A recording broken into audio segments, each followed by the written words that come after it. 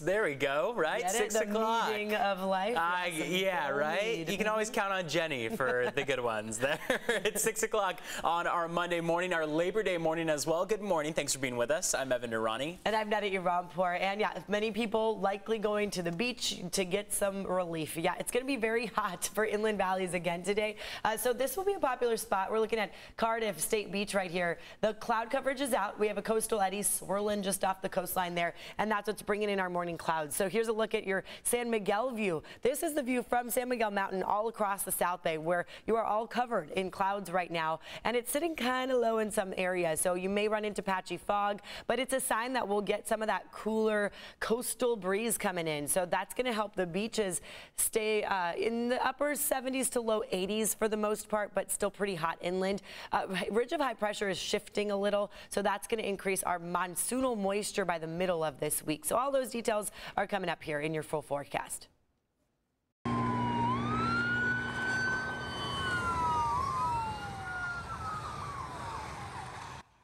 New this morning, this was quite a chase here. A sheriff's canine now recovering this morning after the dog was shot by someone police were searching for. And it all started with a chase from San Diego that went all the way to Riverside County. Last night, the driver reportedly got off the 15 freeway in Murrieta. 3 suspects ran away from that car, with one of them shooting at the canine.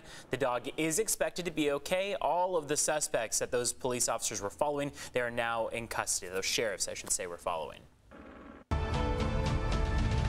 Turning now to a fire here locally. This morning, crews making progress on this brush fire. It's burning right now in North County. You see it there on your map. Some people are still, though, being told to stay out of their homes. And some evacuation orders were issued for the community of Rainbow. News 8's Chris Groh is live at CAL FIRE headquarters this morning with the latest on what's being called the Aruba Fire and what else CAL FIRE is saying about being prepared for this wildfire season as another one pops up. Good morning to you, Chris. Good morning, Evan and Netta. Yes, we better get used to the fact that, look, as we've all been told, fire season is year-round, but we are entering peak fire season, if you will. The Aruba Fire, really good evidence of that, but we're also seeing that CAL FIRE is making good progress against it, especially with the amount of work that they've had. Approximately 25 engines, 4 water tenders, multiple helicopters and air tankers initially, so over 200 firefighters and multiple pieces of equipment here.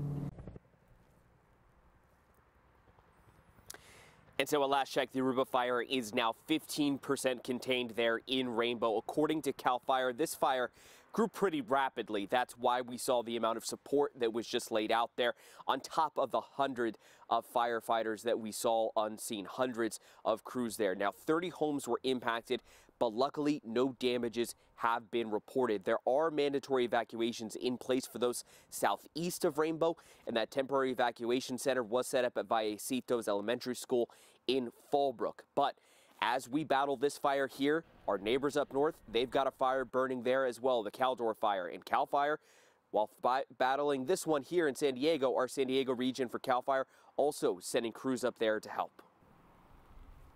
We've continuously been staffing up all of our reserve and backup engines, if you will. We still have, over 3 dozen available engines through CAL FIRE San Diego and San Diego County Fire Protection District. We also have multiple engines available through our local government cooperators and our federal counterparts as well.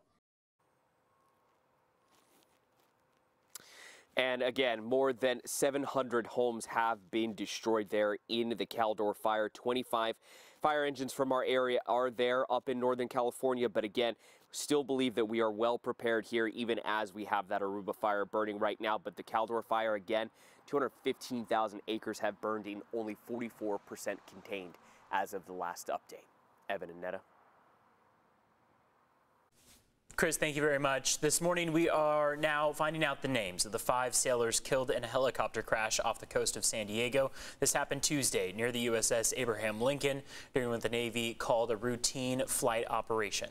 Yeah, you see these images right here. The Navy sent us the service members' names and their pictures, and we want to mention their names. They are Lieutenant Bradley Foster, a 29-year-old pilot from Oakhurst, California, Lieutenant Paul Fridley, a 28-year-old pilot from Annandale, Virginia, Naval Air Crewman Helicopter Second Class James Burbiak, a 31-year-old from Salem, Virginia, pictured here with his wife and their young son. Hospital Corpsman Second Class Sarah Burns, a 31-year-old from Severna Park, Maryland, and Hospital Corpsman Third Class Bailey Tucker, a 21-year-old from St. Louis, Missouri. One crew member survived that helicopter crash and was rescued.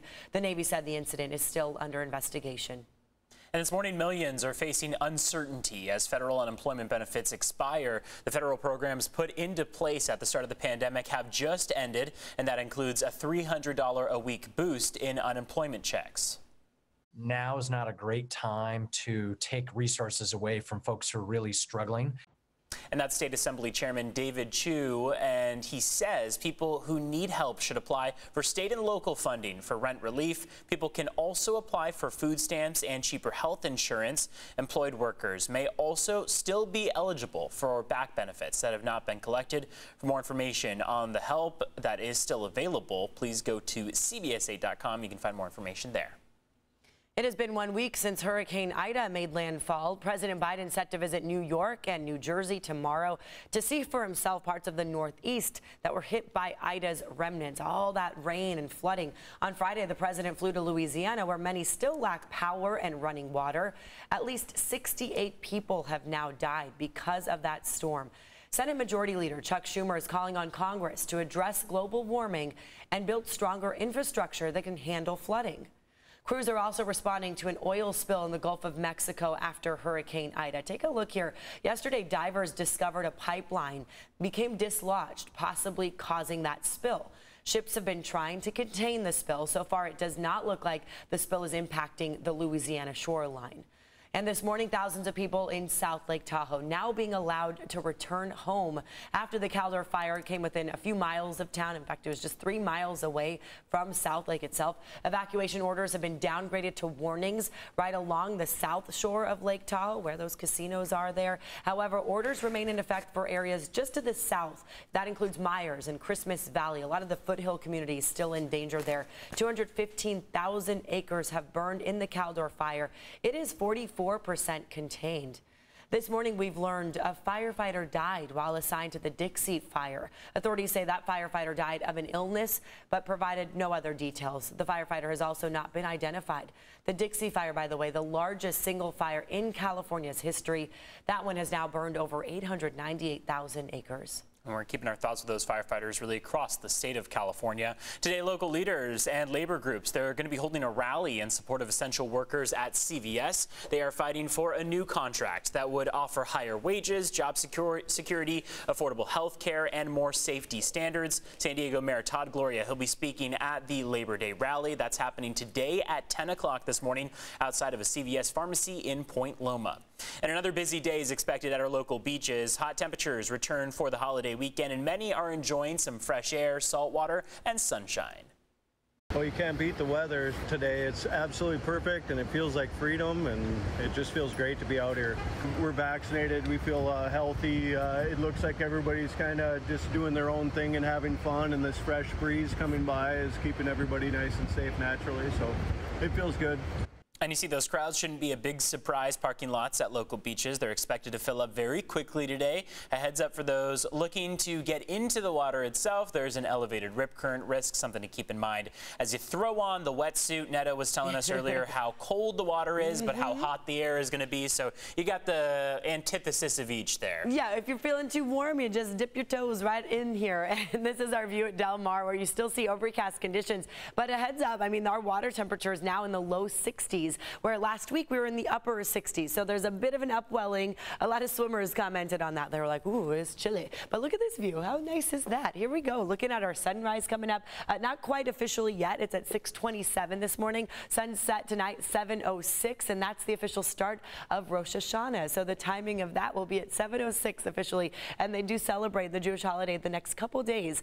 So I'm glad to say that, you know, weather at the beaches will feel a little bit cooler. Yesterday, we all felt hot all across San Diego County, but there's a coastal eddy, so we're noticing a little bit more cloud coverage. This is our Mount Soledad view looking out across La Jolla, where, yeah, we're all covered in those clouds at this hour, except the east of our mountains. It's 70 degrees right by downtown San Diego. Winds are fairly calm. Humidity is up there just because of our marine layer. That's what we typically see happen. Some moisture being pushed in from our coastline. It's 66 degrees in Del Mar, 65 in Poway, 67 in El Cajon. You're in the 70s in the mountains, 80s for the deserts, and temperatures compared to 24 hours ago, a lot of you are feeling warmer. 14 degrees warmer in Oceanside, 5 to 6 degrees warmer in our deserts right now. But Fallbrook, you're an anomaly right there. A little bit cooler at this hour. In fact, earlier, Fallbrook, your relative humidity was 100%, so likely noticing a little mist or drizzle happening there. Marine layer is sitting right along Oceanside, kind of low, where it's affecting your visibility down to 3 miles. So